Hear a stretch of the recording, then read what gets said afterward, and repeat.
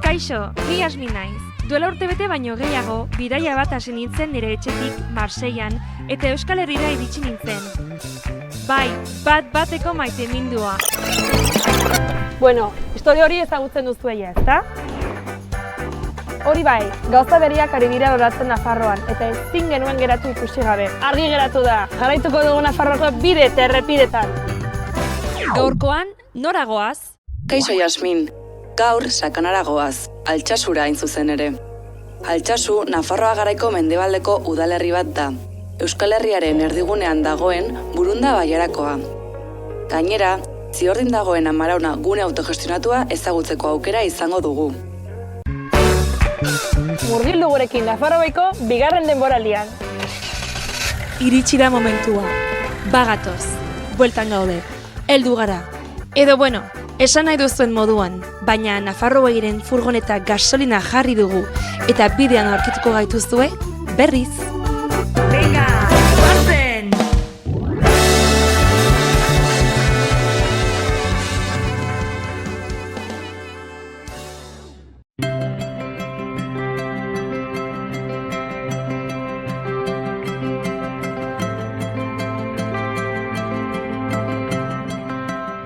Kaixo, Koldo? Kaixo, Zer moduz?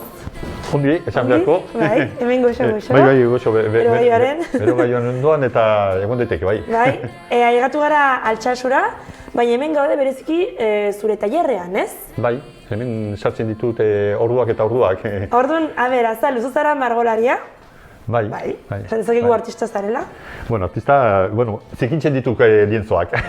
Erlatiboa da, ez? Noiztik duzu zaritasun hori, zure ibilbidea noiz hasi zen? Txikitatik ziriborroak eta marrazkiak liburuetan egiten dituela klaseak matematika gaitu beharrea, nire historiotan. Eta gero bideratu nuen nire lanbide edo nire bizitza horuntza, ez? Orduan, arte ederrak egin dituen Leioan, Euskal Herriko Unibertsitatean. Eta hortiz gero, badaukat hemen Altsasun tailer bat erakusten dudala jendeari marrazten eta margotzen. Bera. Bai, hori arratsaldetan eta goizetan hemen zikintzen. Esaten dudan bezala, nire kuadroak zikintzen eta, Hau bada zikindu, nahiko nuke nik horrela zikindu. Bada nire zaletasuna eta nire historioak lientzuetara eraman nahian, ez? Hori, esan duzu, zure historia, zer ordezkatzen dute zure pinturek? Ni etapak desberdinak pasatzen ditut. Normalean dira txikitatik izaten ditudan oroimenak. Bai. Ez beti, baina zeo zer badauka lotura bat. Ni hasi nintzen serie batekin Ibai Ertxak. Ibai Ertxak izan zen ni hasi nintzen margotzen lehenengo kuadroak. Eta hor, zergatik, Ibai Ertxak, ni txikitatik beti misterio bat aurkitu dut Ibai Ertxetan, bai sugeak, bai muskiaren izpiak eta hori, eta beti geratzen nintzen flipatuta ikusten nuen horiekin, ez? Eta horti sartu zitzaidan gogoak, sartutan euskan, baina horti sartu zitzaidan gogoak kuadroak egiteko, ez? Bai. Eta egin nuen serie bat horri buruz. Bai, ikusi dugu, hemen agertzen da. Baten bat badago oso gutxi geratzen dira, baina baten bat badago hortan. Bai. Eta gero hortik pasatu nintzen, hemengo olerkari batekin, Castillo Suárez, berak idatzitako lehenengo liburuak, Mugarrik estaliak. Ados. Bai. Eta, esan genuen, Sakana mailan egin genezakegela zerbait horretaz gain, ez? Ados. Eta, nire ikasle hoia zen, nire hasieran eman nituen klaseak Altsasuko eta Txarriko ikastolan. Eta, lotura ezagutzen ginen, eta, lotura horrekin sortu genuen proiektu hori. Olerkiarekin, pinturarekin? Berak idatzi zituen olerki batzuetatik, berak aukeratutako gustoko edo nahi zituen olerkietatik, nik margotu nituen kuadroak. Ai, bale. Eta gero, arbitruko batek, Arzeluzek, hori adostu edo jarri zion musika.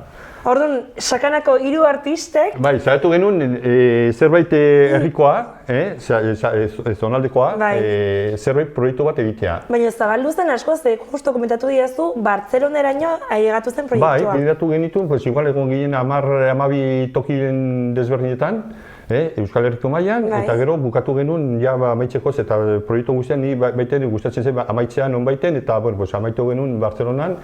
Eta bueno, hor izan genuen hilabete bat jarrita gure kuadroak, eta baita ere, joaten ginen tokitara, Castillok irakurtzen zituen olerkiak, eta Arzeluzek zuzenean jotzen zuen musika. Baina begira, kuriositateaz, Bartzelonan, Castillok irakurrizun euskeraz? Bai. Eta ulertzen zen? Euskal Txokoan izan zen, baina segun jende, Bartzelonan badago jende asko euskaraz ikasten ari dela, eta agertu ziren, eta bete egin zen aretoa. Oso proiektu oso bitxia izan zen, kuriosoa. Nahi gatzerakoan, aipatu duzu ibaiak, baina baita ere gune industrialak, ez? Hemen ikusten dira Chorizo Pamplona, edo Curtido Salvatierra, baduzu baita ere ez dakit berezitasun honekin. Bai, txikitati baita ere, ni beti esaten dut aitarekin joaten nintzela molestatzera gehienen bat, laguntzera esaten nuen, baina molestatzera, eta enpresa desberdinetara, Altsasuko enpresa desberdinetara, joaten ginen, eta ni geratzen nintzen flipatuta ikusten nuen historioekin.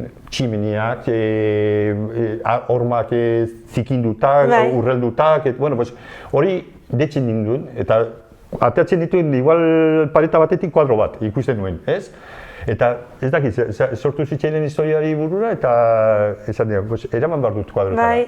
Bai, ikusi dut, zure prozesua nola funtzionatzen da? Lehenago margotzen duzu, ez? Lehenengo joaten diz tokitara, hain bertan margotzea kostatzen da, eta gaina etapa desberdinetan, neguan eta hori, nik egiten ditut argazkiak. Ez da gustokoena, baina atatzen ditut argazkiak.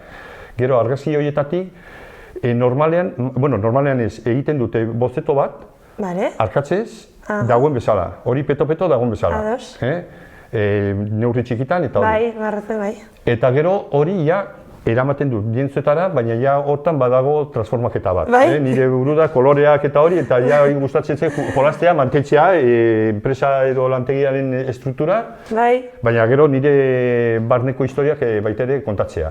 Eta orain, ze proiektuarekin zaude? Bueno, ni mendiztalea naiz, baita ere, gustatzen zaite txikitati baita ere, ibili naiz mendian asko eta hori, eta Pirineoetan, Alpetan eta Andetan eta hori, ibiltzean eta hori, baita ere, hor dakoate gauza bat, mendiak, paisaiak eta hori, eta orain sartu naiz, abstrakziora eramaten, baina historia horietatik.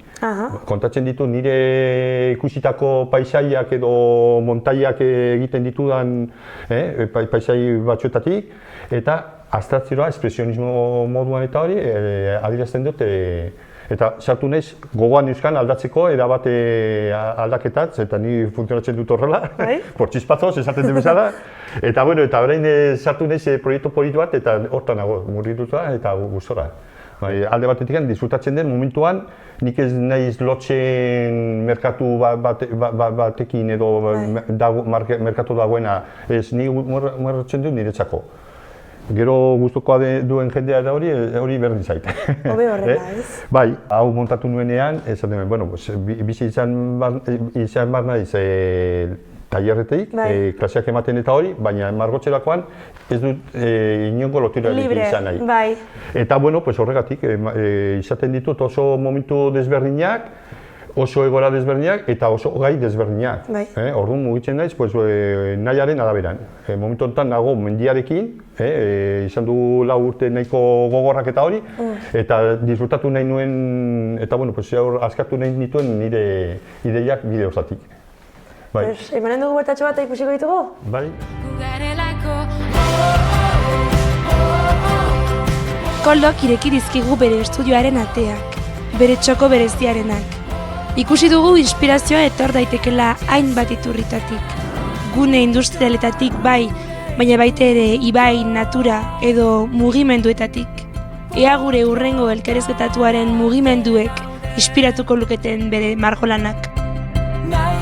Kaixo Leire. Kaixo egunon. Zer moduz? Oso ondo. Hemen gaude zure estudioan, Bai. dantza estudioan. Bai, eskolan. Ah, Dantza eskolan? eskolan, bai. Dantza eskola da. Eta zu irakasle edo ikaslea zera? Bietatik, bai. begira. Klaseak emate ditut eta baita ere klaseak jaso, bai. Eta ze estilokoa, ber? Batez ere garaikidea.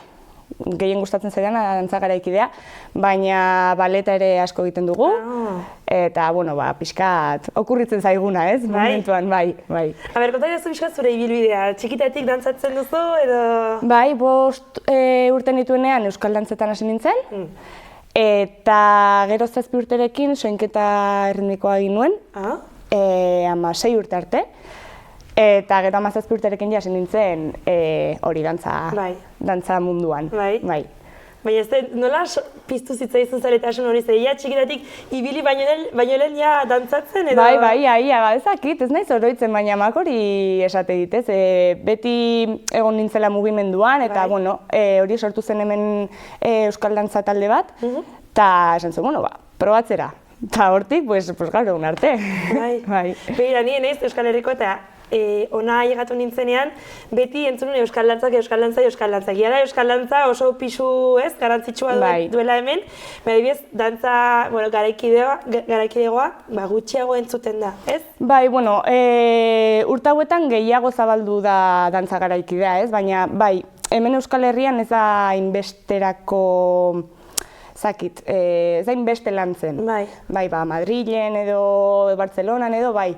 Baina hemen zerbait berria da. Bai. Euskal dantzan, azkenean, nik dantzari bidea hartu nuen Euskal dantzan baleta egiten genuelako. Bera. Bai, baleta genuekan ordu bat astean. Eta niri gustatzen zedan pila bat. Eta hortik hori, soinketa erritmikoan ere baleta genuen.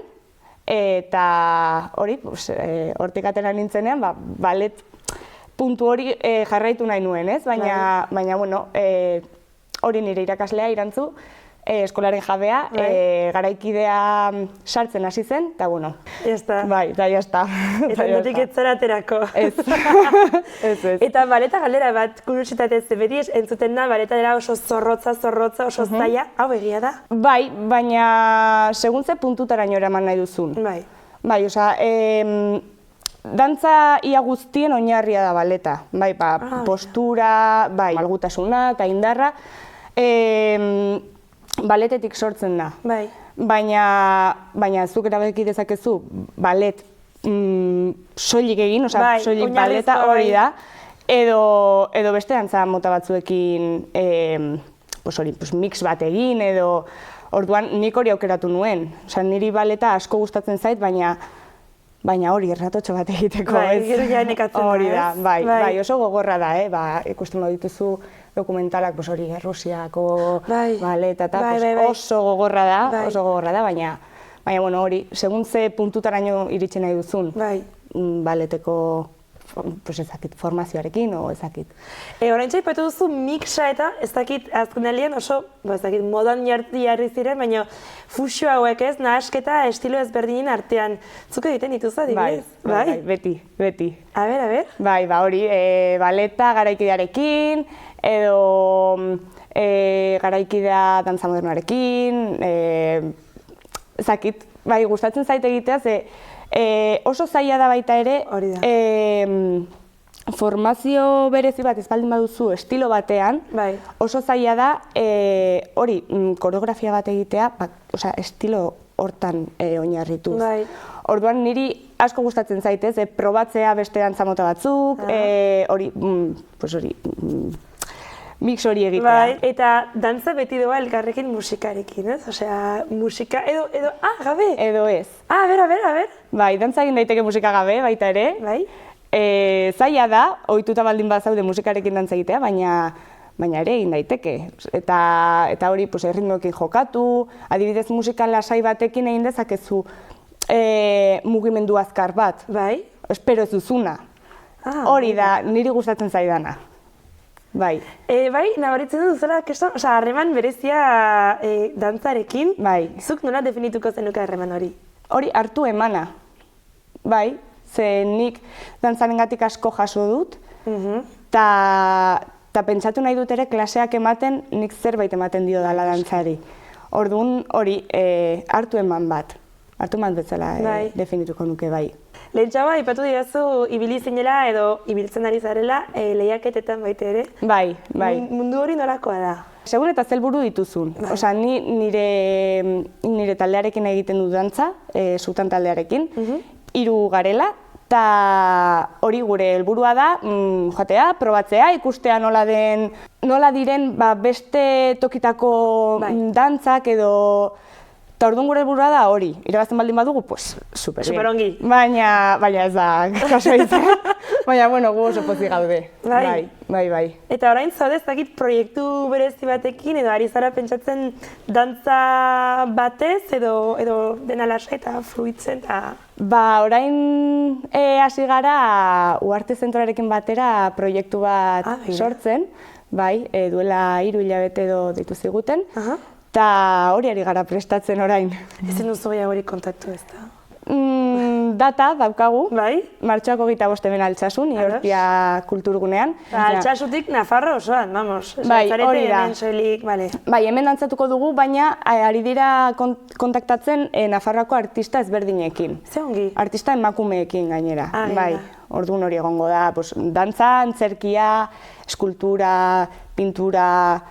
Bai, eta egongo dira, bai, hori da, esposizio ezberdinak, bai. Itxaron bitartean, ze hori gertatuko da martxoan, agian zakit erakutsiko diguzu zerbait, zer, kreazio bat, mix bat, edo, bai, animatzen? Bai, noski, bai.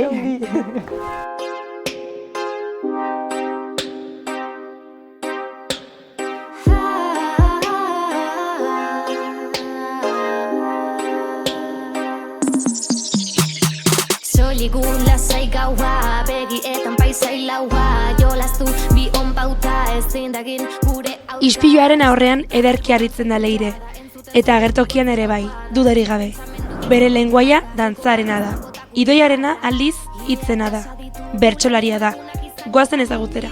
Ikusten zaituta urrun distantzi honetan gertura ezina, burua eta bilbiraka, pentsamendu txarrak gaizki esaka. Kaixo Idoia. Kaixo. Zer moduz? Ongi, eta zuek? Ongi, gustora. Hemen gode, hau da, Altsasuko plaza nagusiena edo?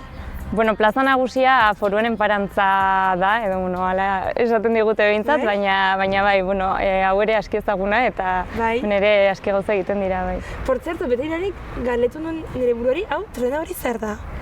Tren hori, bueno, Altsasun trena nahiko ospetsua da, nahiko fama dauka historikoki, ze, bueno, merkantzia, atletik eta mugimendu handia egon da, eta bi geltoki ditu, orduan trena zerbait esanguratsua da Altsasu herriarena, eta hau jarri zuten hasiera batean turismo bulego bezala. Uste dut, orain ez daukala paper hori. Uste dut orain ez dela erabiltzen, baina printzipioz horrela... Garaian zen turismo bulego, hau? Bai, hasieran asmo horrekin jarri zuten, bai. Orduan, Altsasu puntu estrategiko bezala? Trenari begira puntu estrategikoa eta turismoari begira agian ere bai. Eta kulturalki baita ere? Bai, bueno, kulturalki, bueno, ez dakit puntu estrategikoa den, baina mugimendu bat bada, zeozer bada, bai. Hemen donkagu zera? Bai, justo, plaza igual bai dela puntu estrategikoa. Bai, ezta? Askotan egiten dire gauza hemen? Bai, justo hori, atzeko eraikina liburutegia, kulturretxea eta erakusketa gela eta zinema ere bada, orduan dena batean, justo hemen, bai, osea, zerbait mugitzen baldin bada askotan hemen izaten da. Eta kulturaz ari garenez, bueno, ezin dut ezkutatu zuzarela bertsolaria. Altsasuko bertsolaria. Bai, Altsasun bertsolaria asko daude edo ez?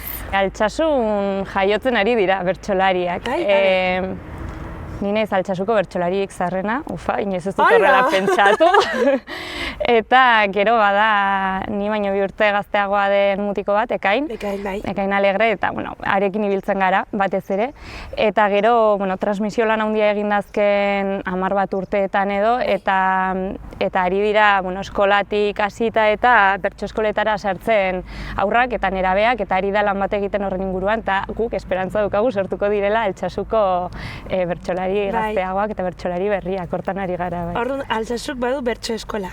Altsasuk baditu bertso eskolak. Baditu? Bai, momentu honetan, urtearen eta demandaren arabera aldatzen da kopurua, baina momentu honetan nerabe helduxeagoen bertso eskola bat bada, DBH lautik aurrerakoak daude hor gutxi gora bera, eta horiek badaramatzate urte batzuk, eta gai dira gauza politak egiteko, songi dabiltzai esan, talde hori nahiko egonkorra da, eta gero bada txikiagoen taldetxo bat, hor momentu horretan dabiltzela duela bizpahiru urte hasitakoak, eta justo gaur hasiko dira berriak, izen emate berriak irekitzen dira kurtso erdian, orain otsailean, eta justo hasiko dira ikasle berriak ere bai. Normalean gertatzen dena otsailean da bastante abundatzen direla eta beste hirugarren talde bat egiten dela.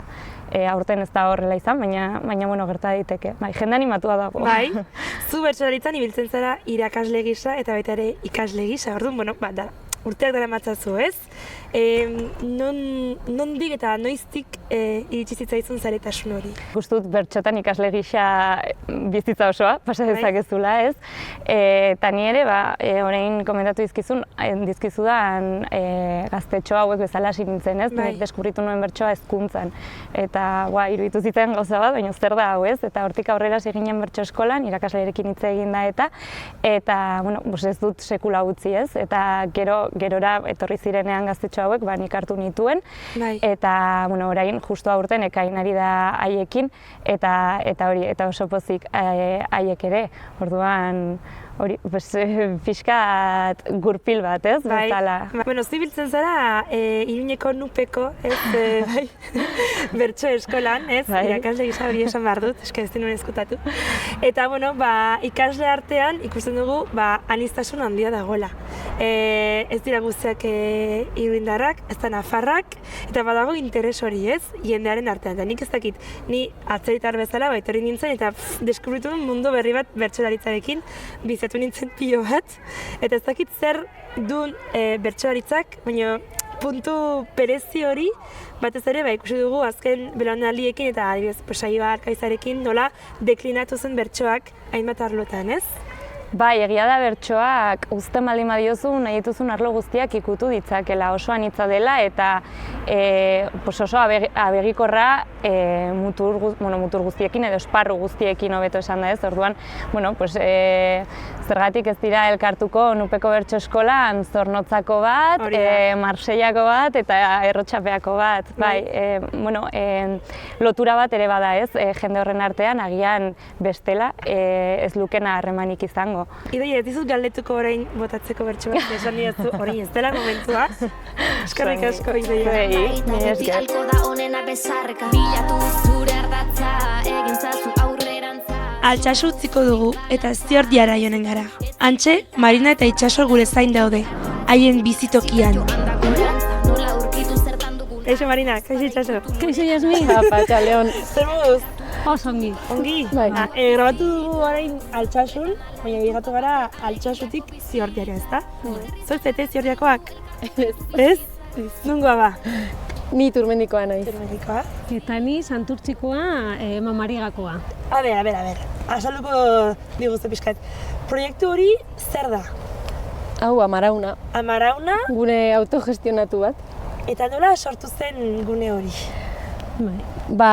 Kasualitate, ezagun bat, etorri zen monjei galdetzera, lurrak alzituen landatu. Eta monjek esan zioten baietz, baina beraiek joan egin behar zutela, eta nahi zutela norbait geratzea hemen espazioa zaintzen eta lurrak zaintzen. Eta berak ez zuen nahi, baina ezagutzen zituen 4 lagun, sakanan etxea bila ari zirenak. Eta esan ziren beraiei, etorri ziren, monjekin hitz egin zuten, eta baiezkoa eman zieten. Eta hori 2015ean hasi ziren 4 pertsona hemen bizitzen. 2015ean, ados. Bai. Eta gero monjek eskaini zuten ere bai espazio handia erabiltzea. Ze aurrean dago etxetxo txiki bat eta hor hasi ziren bizitzen. Eskaini zieten espazio handia hau erabiltzeko, aurkeztea proiektu bat edo zerbait, zer egin eraikin honekin, ez? Hori da. Hau nire galdera, zer egiten da espazio honekin? Garbitu asko. Bai. Mantendu. Pitatik atera da hori. Zer egiten dugu, hor hasi ginen pentsatzen, ez? Hor elkartu ginen jende gehiago, Eta 2017tik hasi ginen ja gaur egun egiten ari garena egiten. Taldeak hartzen, eskaintzen espazioa sortu genuen elkarte bat, Amarauna elkartea. Eta horren bitartez, bazkideak egiten dira pertsonak eta erabiltzen dute espazioa beraiek nahi dituzten ekintzak egiteko. Eta horrein zenbat zaite gutxi gora bera proiektuan? 8 heldu eta 5 haur. Hemen bizitzen? Bai, bizi bai. Eta ikusi genuen, hau mantentzeko eta hori dena, beharrezkoa zen hemen egotea egunero, bestela, ezinezkoa. Hemengo bizitza elikatu, eta esorik bizitza, kriston lurra ipatu duzuen lurrarena, kriston, ez dakit baratza duzue hemen edo? Hau dena. Hau dena landatzen dute taldeko batzuk, bizi dira, beraien bizimodua da baratza, eta beraiek landatzen dute dena, eta gero kontsumitzen dugu guk hemendik, eta... Eta egon naiz irakurtzen webgunea, ze lokalak badu webgune bat, eta helburuen artean, aipatzen dire, hainbat printzipio, balore, zergaitik sortu zen proiektua. Bizitza autogestionatua elikatzeko, besteak beste, zuek nola sentitzen duzuen, zer den lokalaren helburu nagusia edo? Herri mugimenduari ere leku bat eskaintzea. Momentuz gaude transizio batean eta bazkide izan behar zara hemen etortzeko, eta hori, desberdintasuna da hemen lo egin dezakezu ere. Hori da. Eta hori, herri mugimenduari hori oso importante da guretzako, esparru bat eskaintzea, haiek bere lana egiteko hemen. Euskal Herriko ondo konektatuta, Euskal Herri erdian esango genuke edo, eta eskaintza hori espazio bat, daukala aukerak udan, ze udan hemen duzu jardin asko, baina neguan ere barruan daukazulako espazio asko bilerak egiteko, taldetka edo gauzak ez. Dantza egiteko, bere ikusiko duzu, baina dago kapilla eta dago leku oso handi. Sartuko gara gero. Osa, bihurtu duzu kapilla, dantza egiteko toki? Bueno, toki nahi duzunerako, guk eskaintzen dugu espazioa eta taldeek erabiltzen dute nahi dutenerako. Adibide, bazkidi batek egiten du hemen biodantza. Orain dela ja 4 urte igual, eta asteazkenero etortzen dira batzuk eta egiten dute hori. Eta gero ere, sortu zen, hemen bizitzen, gure arteko harremana landu ere. Bizu iazu zera kuriositatea, biodantza zer da? Biodantza? Dantza motako bat, baina konektatzeko zure barrutik eta gero hortik ateratzen da asko pertsonalki edo. Eta dantzaz gain, egon naiz irakurtzen baita ere, animaliak daudela, baratza, kirola, zakitzen bat, ekitaldi edo aktibitate lantzen dire hemen, hori antolatzeko nola funtzionatzen da barnetik gunean?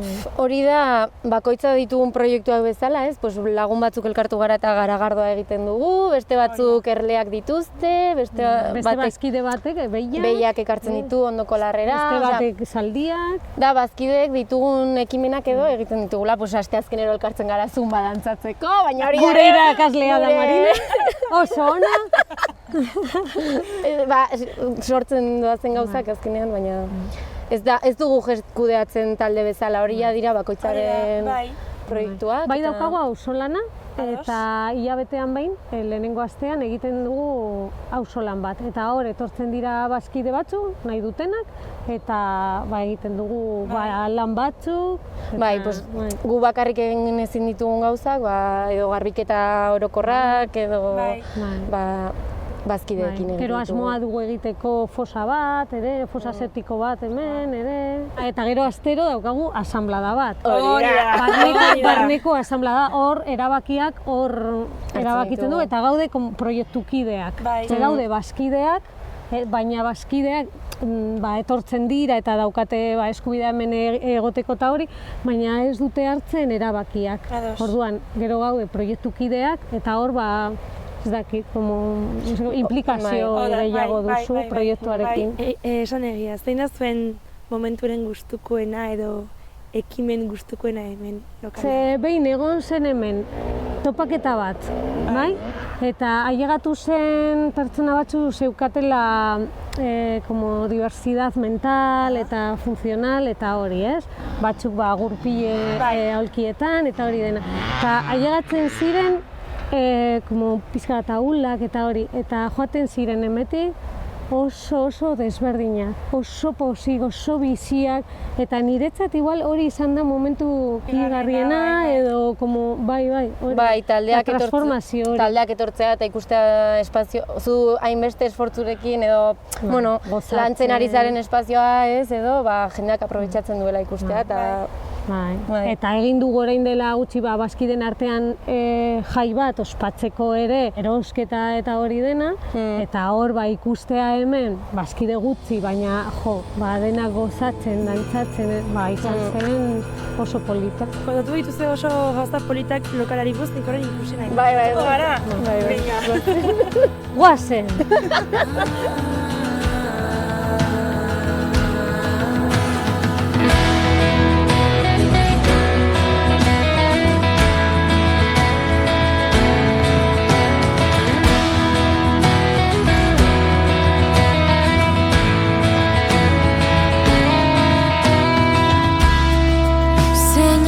Zaila den etxe bat sortzea,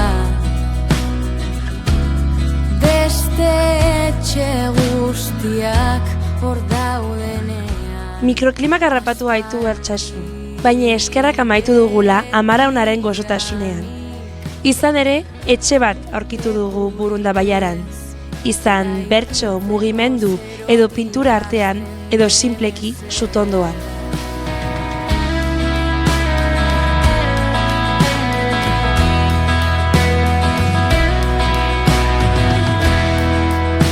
Nork ez du merezi aukera bat, lau horma zarago doan etxe batean bizitzeko, sutondo baten epeltasun goxorai.